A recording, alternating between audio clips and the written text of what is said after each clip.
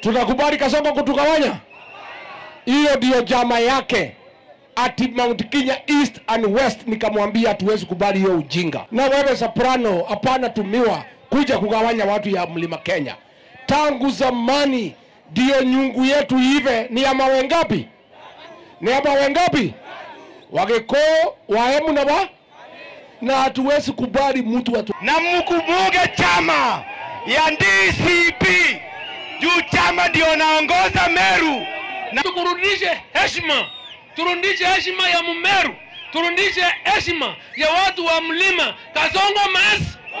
Kasongo mas. Kasongo mas. DCP. DCP. Naomba kwa heshima. Naomba sana kwa heshima wabunge wetu. Hapana sindikisha Kasongo kuumiza watu wetu. Si ndio? Si Kasongo anatuumiza. Sasa nyinyi wabunge mnafuata Kasongo akiumiza watu ya nyumbani.